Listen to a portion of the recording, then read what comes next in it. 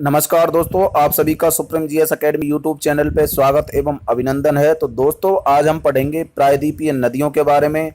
हमने दोस्तों अब तक सिंधु नदी तंत्र, गंगा नदी तंत्र और ब्रह्मपुत्र नदी तंत्र का अध्ययन कर लिया है। आप हमारी प्लेलिस्ट में जाकर के उनकी पिछली वीडियोज को आप देख सकते हैं। इंडियन ज्योग्राफी से संबंधित हमने 30 लेक्चर्स डाल दिए हैं। तो आज हम बात करते हैं प्रायद्वीपीय नदियों की। तो प्रायद्वीपीय नदियों को दोस्तों हमने दो पार्ट्स में डिवाइड किया है। एक तो पश्चिम की ओर बहने वाली नदियाँ, दूसरी पूरब की ओर बहने वाली नदियाँ। पश्चिम की ओर बहने वाली नदियाँ दोस्तों अरब सागर में जाकर के गिरती हैं और पूरब की जो नदियाँ हैं वो बंगाल की खाड़ी में जाकर के गिरती हैं। पश्चिम की ओर बहने वाली नदियाँ एस्चुरिया ज्वारनदमुख बनाती हैं, जबकि पूरब की ओर बहने वाली नदियाँ जो है डेल्टा का निर्माण करती हैं। पश्चिम की ओर बहने वाली नदियों में जैसे कि नर्मदा नदी, ताप्ती नदी, माही नदी, साबरमती और लूनी नदी। नर्मदा, ताप्ती, माही, साबरमती और लूनी नदियां हैं, जबकि पूर्व की ओर बहने वाली नदियों में माही नदी, गोदावरी, कृष्णा और कावेरी हैं।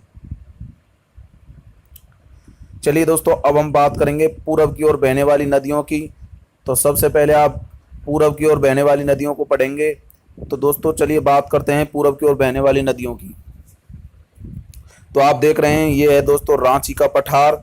इस रांची के पठार से तीन नदियां निकल रही हैं। एक तो दामोदर नदी, दूसरी दोस्तों स्वर्णरेखा नदी, तीसरी है ब्राह्मणी नदी।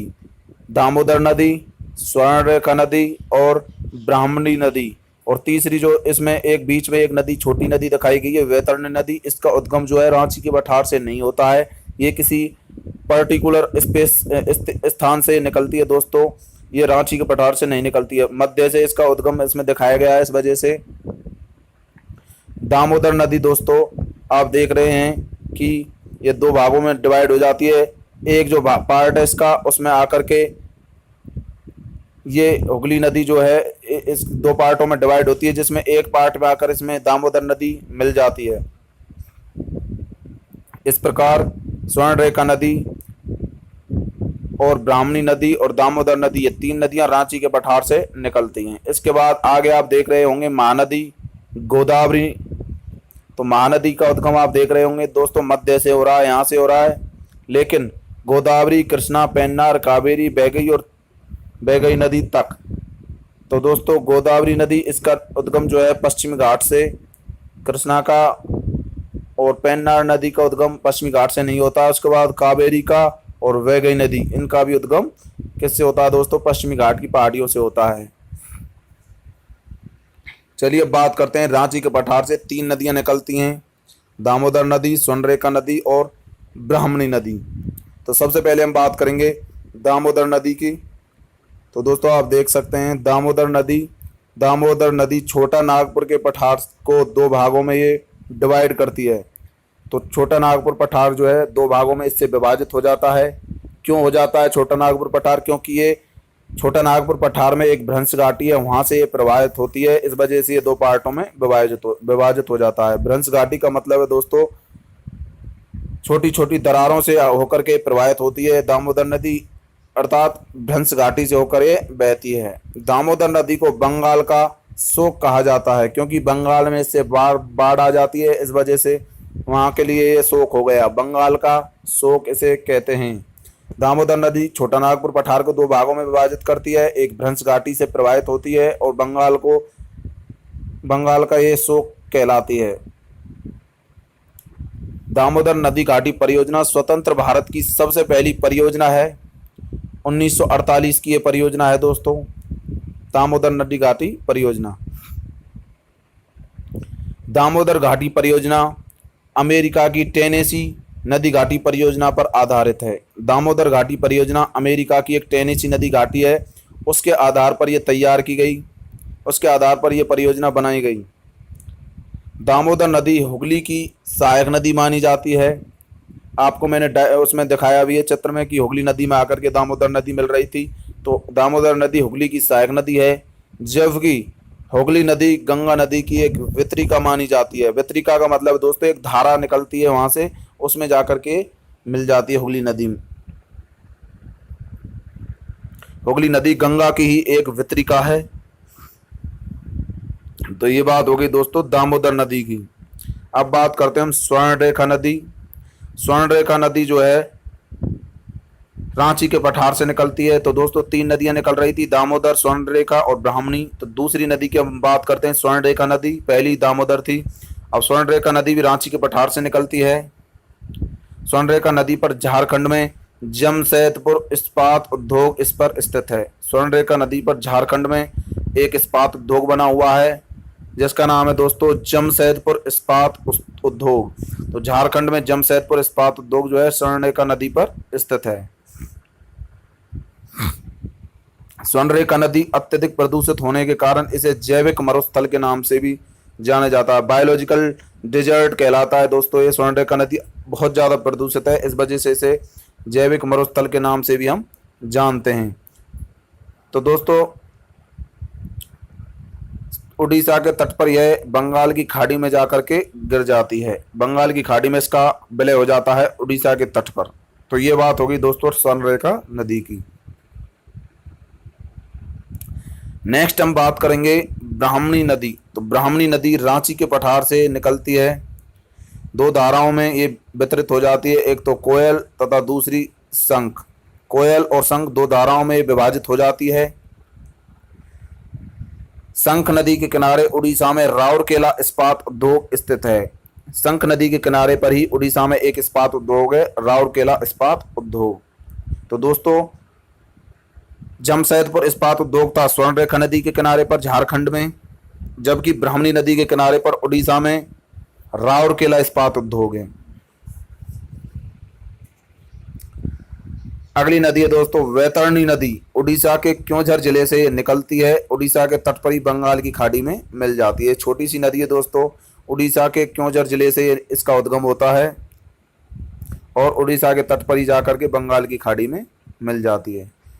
चलिए दोस्तों अब हम बात करेंगे महानदी के बारे में। तो महानदी छत्तीसगढ़ के दक्षिण में दंडकारण्य के पठार से निकलती है दोस्तों। छत्तीसगढ़ के दक्षिण में दंडकारण्य के पठार से निकलती है। महानदी पर भारत का सबसे लंबा बांध हीराकुंड बांध स्थित है। हीराकुंड जो बांध है उड़ीसा में है, तो भारत का सबसे लंबा बांध माना जाता है जो कि महानदी पर स्थित है। कटक तथा पुरी शहर जो हैं महानदी के किनारे पर स्थित हैं। कटक तथा पुरी शहर अक्सर कई बार एग्जाम में पूछ लिए जाते हैं कि कौन सा शहर किस नदी के किनारे पर है, तो ये दोस्तों आपको याद होने चाहिए। महानदी की सहायक नदियों में सियोनाथ, हसदो, मंड एवं और टेल, ये कुछ सहायक नदियां हैं जो कि महानदी में जाकर के मिल जाती हैं। सियोनाथ, हसदो, मंड एवं और टेल। तो महानदी छत्तीसगढ़ के दक्षिण में दंडकारण्य के पठार से निकलती है। महानदी पर भारत का सबसे लंबा बांध हीराकुंड बांध उड़ीसा में स्थित है। कटक तथा पुरी शहर जो है महानदी के किनारे स्थित हैं। महानदी की सहायक नदियां सियोनाथ, हसदो, मंड एवं और टेल हैं।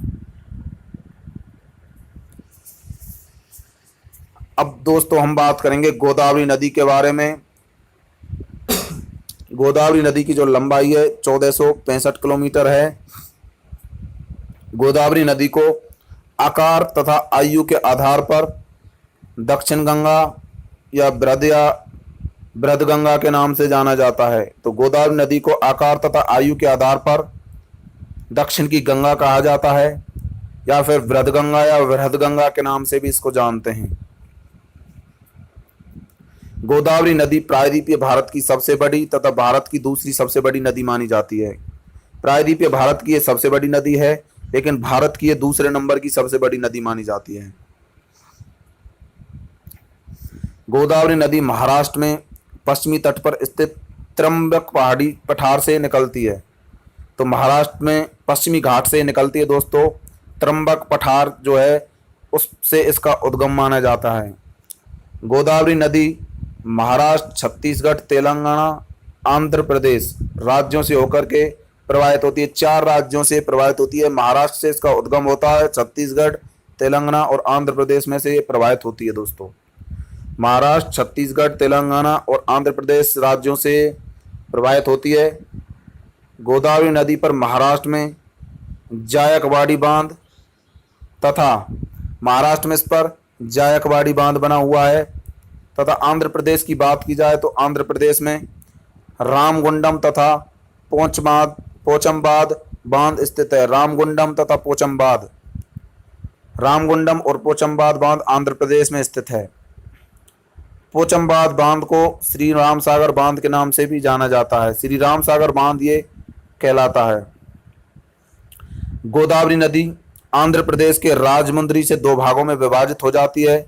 एक को गौतमी गोदावरी कहा जाता है, दूसरी वशिष्ठ गोदावरी के नाम से जानी जाती है। राजमुंद्री से दो भागों में विभाजित हो जाती है। राजमुंद्री आंध्र प्रदेश में पड़ता है, वहां से दो भागों में विभाजित हो जाती है, गौतमी गोदावरी और वशिष्ठ गोदावरी। तो दोस्तों डायग्राम में आप देख सकते हैं, ये गोदावरी नदी है, ये राजमुंद्री से दो पार्टों में डिवाइड हो रही है। एक वशिष्ठ गोदावरी हो गई और दूसरी हो जाती है गौतमी गोदावरी।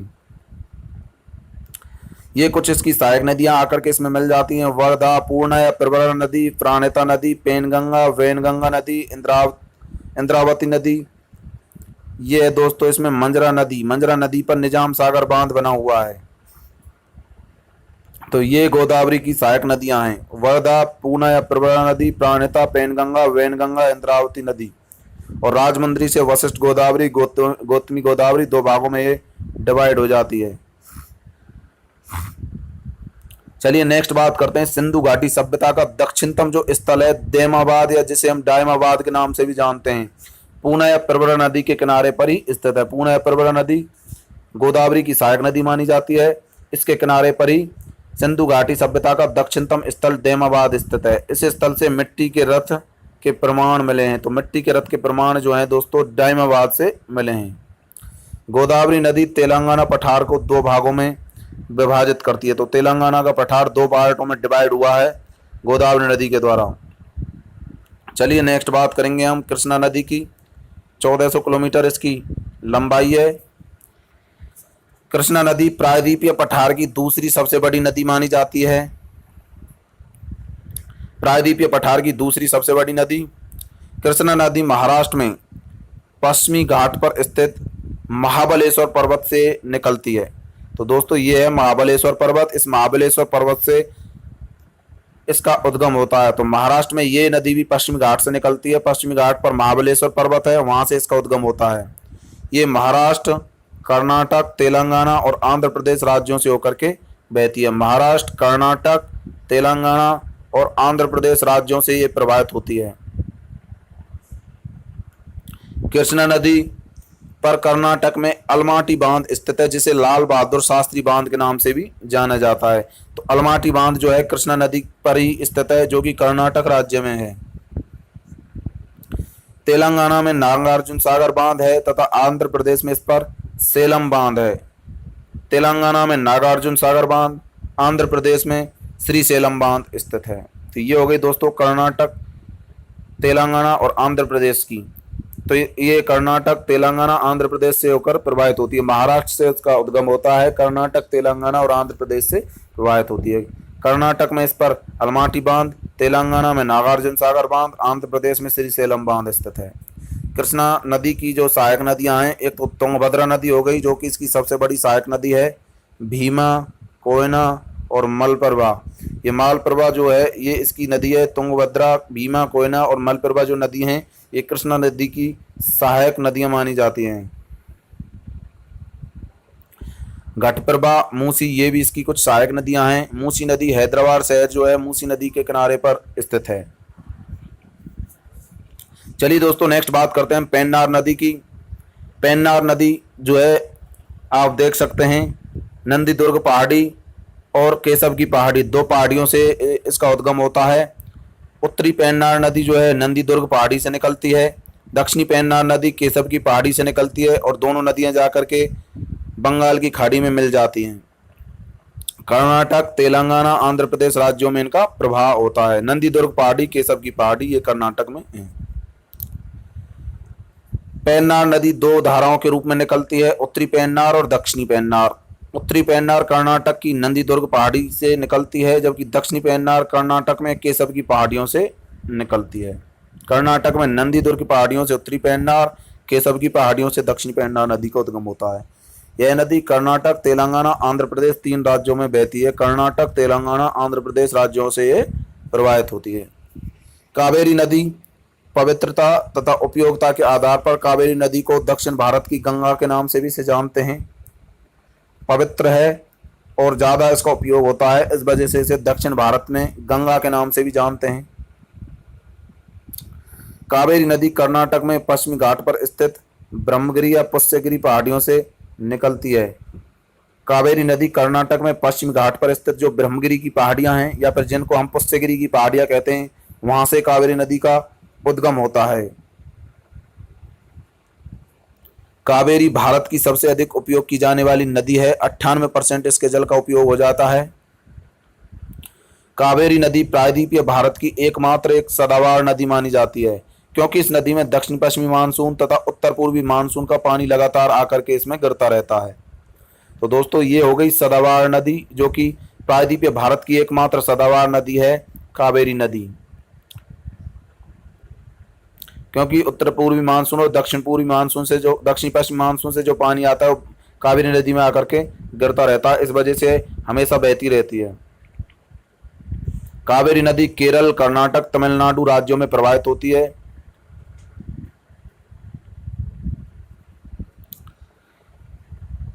कावेरी नदी पर कर्नाटक में शिवसमुद्रम बांध है, जो भारत का सबसे पुराना बांध माना जाता है। तो शिवसमुद्रम बांध पूछ लिया जाए कौन सी नदी पर है, कावेरी नदी पर है, कर्नाटक में। कावेरी नदी पर तमिलनाडु में मैट्टूर बांध है। मैट्टूर बांध के पीछे स्टेनले सागर झील स्थित है। तो कावेरी नदी पर कर्नाटक में शिवसमुद्रम बांध, तमिलनाडु में मैट्टूर बांध स्थित हैं। केरल, कर्नाटक, तमिलनाडु राज्यों में ये प्रवाहित होती है। कर्नाटक में इसका 3% वाटर का उपयोग कर लिया जाता है, केरल में 3%, कर्नाटक में 42% और तमिलनाडु में 56%। कावेरी की कुछ सहायक नदियां जैसे कि हेमवती नदी, स्वर्णवती नदी, अमरावती नदी, कवानी, भवानी और लक्ष्मण तीर्था। हेमवती, स्वर्णवती, अमरावती, कवानी, भवानी, लक्ष्मण तीर्था ये कावेरी की सहायक नदियां मानी जाती हैं। अब बात करते हैं दोस्तों वैगई नदी की। वैगई नदी तमिलनाडु में वर्षनाड की पहाड़ियों से इसका उद्गम होता है। तमिलनाडु में वर्षनाड की पहाड़ियां हैं, इन वर्षनाड की पहाड़ियों से इसका उद्गम होता है तथा मन्नार की खाड़ी में ये गिर जाती है। तो वैगई नदी तमिलनाडु में वर्षनाड की पहाड़ियों से निकलती है और मन्नार की खाड़ी में जाकर के गिर जाती है। मदुरई शहर जो है वैगई नदी के किनारे पर स्थित है, जहां प्रसिद्ध मीनाक्षी मंदिर है। तो मदुरई शहर जो है वैगई नदी के किनारे पर है, जहां पर मीनाक्षी मंदिर है। तो ये हो गई दोस्तों वैगई नदी की बात। तमिलनाडु में वर्षनाड की पहाड़ियों से वैगई नदी निकलती है, मन्नार की खाड़ी में जाकर के गिर जाती है। ताम्रपर्णी नदी जो है केरल में अगस्तमलाई की पहाड़ियों से निकलती है तथा तमिलनाडु में मन्नार की खाड़ी में ये गिर जाती है। ताम्रपर्णी नदी केरल में अगस्तमलाई की पहाड़ियों से इसका उद्गम हो गया और मन्नार की खाड़ी में तमिलनाडु में जाकर के गिर जाती हैं। ताम्रपर्णी नदी भारत की सबसे दक्षिणतम नदी मानी जाती है। पापनासम परियोजना ताम्रपर्णी नदी पर तमिलनाडु राज्य में है। तो पापनासम परियोजना जो है ताम्रपर्णी नदी पर है, तमिलनाडु राज्य में। तो ये बात हो गई दोस्तों ताम्रपर्णी नदी की। केरल में इसका अगस्तमलाई की पहाड़ियों से उद्गम होता है और मन्नार की खाड़ी में जाकर के गिर जाती है। भारत की सबसे दक्षिणतम नदी है। पापनासम परियोजना ताम्रपर्णी नदी पर तमिलनाडु राज्य में है। तो दोस्तों ये प्रायद्वीपीय भारत की नदियों में हमने सबसे पहले पूर्व की ओर बहने वाली नदियों का अध्ययन किया है। इसके बाद नेक्स्ट वीडियो में हम पश्चिम की ओर बहने वाली नदियों की बात करेंगे। तो ये वीडियो आपको कैसा लगा, वीडियो को लाइक करें, चैनल को सब्सक्राइब करना ना भूलें, जिससे कि आपको इंडियन ज्योग्राफी और वर्ल्ड ज्योग्राफी की A to Z क्लासेस आपको उत्कर्ष क्लासेस जोधपुर के आधार पर मिलती रहें। धन्यवाद दोस्तों।